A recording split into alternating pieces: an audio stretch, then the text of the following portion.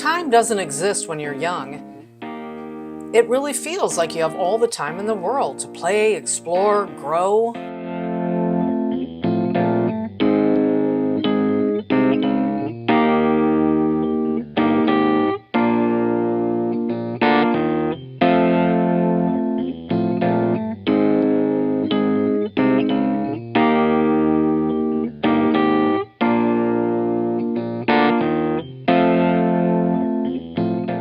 Well, then at a certain age, everything seems to pick up pace.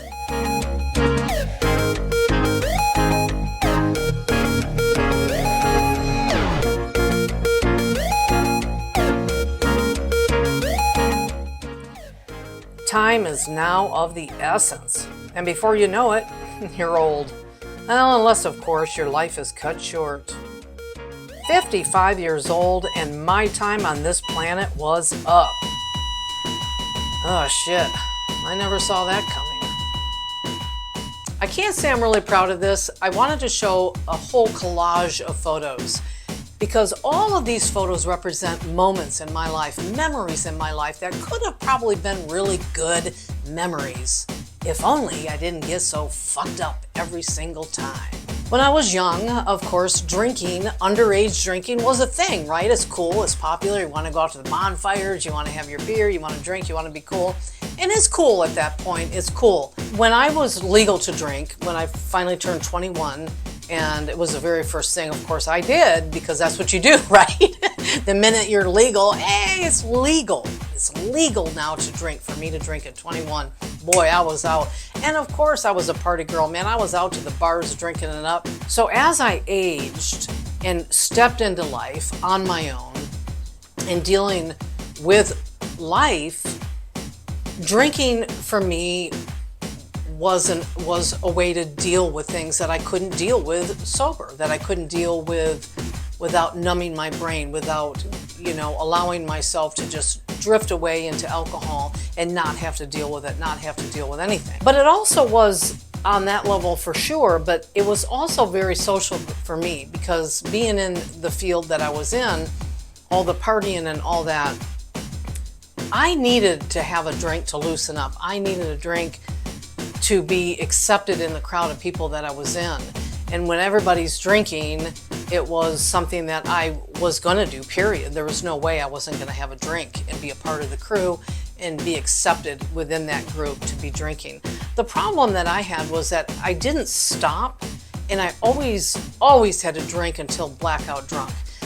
I couldn't, once I got to a certain point, they would just go, I would just take it to the extreme. Alcoholism, disease, or addiction. And the reason I'm bringing this up is because my brother was labeled an alcoholic, but I always remember my aunt, my uncle, my family members would always say, well, it's not his fault, it's a disease. And my take on that is, well, what do you mean it's a freaking disease? It's not a disease. You can do alcohol, you can do cocaine, you can do marijuana, you can pop pills, you can be a druggie, and that's all addictions. But alcohol they label as a disease. And they also say hereditary, and I'm not gonna speak on that because I don't know. I suppose some people can say that, but for me, no, I had no alcoholism in my family at all. And even I told a friend about alcoholism, it being hereditary. She goes, well, it skips a generation. So it just kind of hopped, I know, right? It skips a generation. So obviously my parents weren't alcoholics, but my grandparents weren't alcoholics on either side. There was really absolutely no alcoholism in my family whatsoever. But I wanted to really address that, the addiction in a disease, because flat out to me, it was addiction. And it would have been anything else in my life when throughout all my partying, of course, I've tried every drug on the planet. Well, no, not every drug. Never did heroin, never did any of that. But coke, I was pretty addicted to cocaine, crystal meth. And we're talking younger, we're talking in my late 20s. And then I cut that addiction. I had enough, it was destroying my life, and I literally just cut it out and I wanted no part of it. And I never looked at alcohol as a depressant. I never really knew alcohol was a depressant. I realized that that's all it did was depress me, right? I would get to a certain stage in my drinking where Okay, let's use example. So I go home, I have a really bad day at work. So I go home and I drink until I'm totally drunk. Depressed about my life, it sucks, it's so horrible, and I drink and drink and get more and more depressed and more depressed. And then there's a social drinking where you're going out and you're having cocktails to celebrate, to party, to have a good time and to laugh. And that was all good and fine until I went too far. And I could not just stop, or there was always something though that would trigger it with me. I just never fit into these gatherings. I had dated this guy, and oh my God, the worst absolute relationship ever for me. That was the end of it for me. But I drank. That is when my drinking, I think, really started to escalate. And I wasn't an everyday drinker until I got into this relationship. And because I couldn't deal with this person. And it was the only way that I could get through another day with him. And we had gone to a party, and in the party he was flirting with all these women. He just slept with everybody on the lake, he had sex with, so of course I'm depressed because obviously the guy is a piece of shit. We go to a party together. Now this is the kind of man that would never walk beside me. He was always 2 steps ahead of me and always treated me like shit. I never looked good enough, I never dressed properly. He certainly wouldn't go out in public with me if I was wearing sweatpants, and if I didn't have my hair done, if I didn't have makeup on. And it was all about image with him. And he was much older. He had about 16 years, my senior. And everybody pretty much was older than me at this party. And I did not fit in at all. And he doesn't stay with me. He doesn't introduce me to anybody. He is off, doing his thing and leaving me to fend for myself. And I just start guzzling. I mean, I'm doing shots of Jack Daniels, and I'm just getting fucked up, bottom line. Well, then he's gone. He disappears. And I literally I start walking home. We lived on a lake at this point, and I'm walking home. I was so fucking drunk, I literally fell down a hill and landed in a flower bed. And I was smoking a cigarette at the time too. And I fell, and the cigarette burned right through my finger, and I passed out. I totally passed out. I don't remember anything but waking up in this flower bed and then, getting home somehow. And I remember he had the keys and I couldn't get in the house, and I literally crashed that door down to get in the fucking house. I was so pissed. And that was the breaking point because I was lost. I was losing me, and I was so depressed and that was it. I needed to get my shit together. And my friends knew this, but, and that was another thing too. I never had anybody ever, none of my friends, family, ever say, this is becoming a problem with you. And Mike actually had quit drinking for 16 years? 18 years. My husband now had quit drinking for 18 years and gets in with me. But he never went to the extreme that I did. I always I had to get drunk. It just wasn't good enough for me. I had to get drunk, black out drunk. Alcohol is an addiction. It is not a disease. I made that choice. I made it every single time I poured that drink. Every time I wanted 1 more, 2 more, 3 more, 4 more, 5 more, 6 more. I don't even want to tell you how far I would go with it. I was destroying my brain. I was destroying my body, and I didn't care. But I didn't have any signs of that. That's why I kept going. I would black out, wake up, and Mike would have to say, "Do you remember doing that?" Nope. No memory. And I know I had to apologize quite a few mornings to the man that loves me unconditionally. Thank goodness you're still with me. This was the biggest I've ever been in my life. I don't even know my weight at this point. But this was probably the heaviest I've been. And Mike always said, we need to quit drinking, or at least slow down. Why don't we just slow down? And his concern always was that if we just quit, that we're going to have health problems. You were concerned about that. And I'm like, no, it's no big deal. And, we can slow down. So our 10 drinks went to 7, 8? And I'm putting on the pounds, and I'm still in denial. And I've never been that heavy.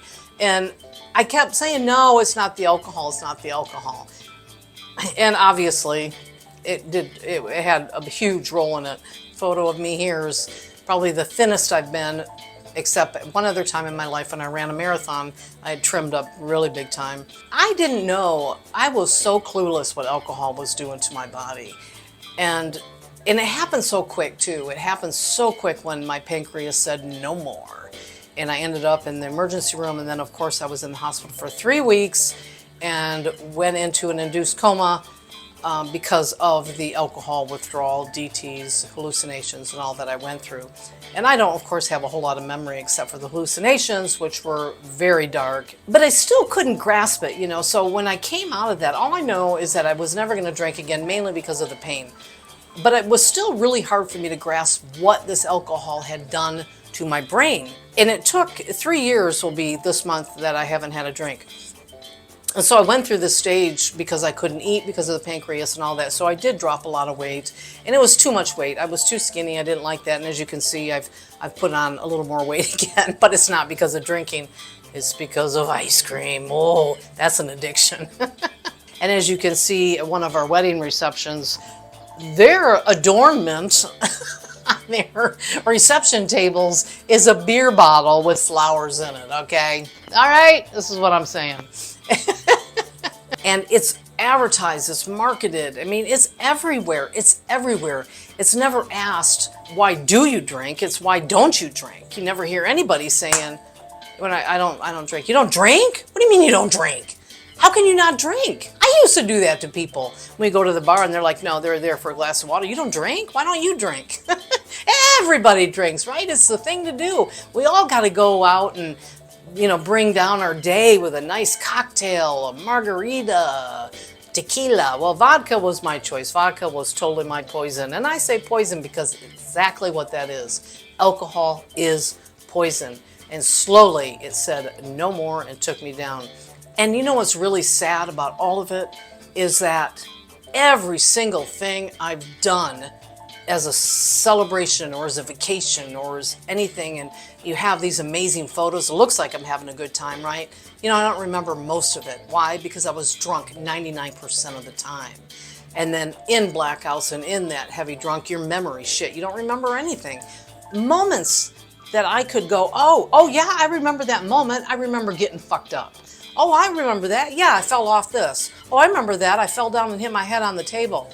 Oh, yeah, I burnt my hand, you know. No, all these great moments where I could say, yeah, that was an excellent, awesome time. Now, there's pieces of that, don't get me wrong. There's good moments in some of that. But I did, most of the time, 99% of the time. All of it. Alcohol had to be involved. I couldn't do anything without having alcohol involved, and that's really pathetic to me. It's seriously pathetic to me. And getting so fucked up that I can't even put the sour cream back in the refrigerator. It ends up in the cupboard that I find the next day, and then I don't even remember. But it's addictions. It's something that you can't live without. It could be food. There's so many of them. We go on forever about addictions. It's not a disease. It's an excuse when you say that, because now we're saying, well, you have a disease. So obviously it's not your fault that you're drinking this alcohol. It's a disease. But to me, alcohol is poison and anything good. When has anything good ever come out of it? Just ask yourself that question. When have you walked away from something after getting trashed and said, wow, I got the job. Wow, I mean, it was so good, something positive. No, it isn't. You make poor choices, bad decisions, and you get in a car and you drive. And that is not good and not cool. And I know because I've been down that road. I've been to jail twice for drunk driving. At some point, you're just going to look at everything you've lost along the way, everything you've missed along the way, good moments, good memories. My life is going so fast. And that was the other thing with the point of this video too, is it is fast. I'm gonna be 59, just so you know. I always put myself 1 year ahead of what I am so I can accept that age when I get to it. And it is nothing but a blink. And it's crazy. It's crazy. It's so surreal. It's really hard to grasp. And I tell you what, I don't want to miss a minute of it for the rest of my life. With the love of my life, I want to be present and conscious for every part of my life from here on out. Because really when you're young, like I say in the beginning, it feels like you got all the time in the world. But then all of a sudden, man, it just, and boom, and you're laying there on your deathbed. Well, that was me on my deathbed at 55 years old because of alcohol. My life almost came to an end, and it did truly almost come to an end. But here I am. Here I am. I'm going to keep on keeping on until I don't. So thanks again, everybody.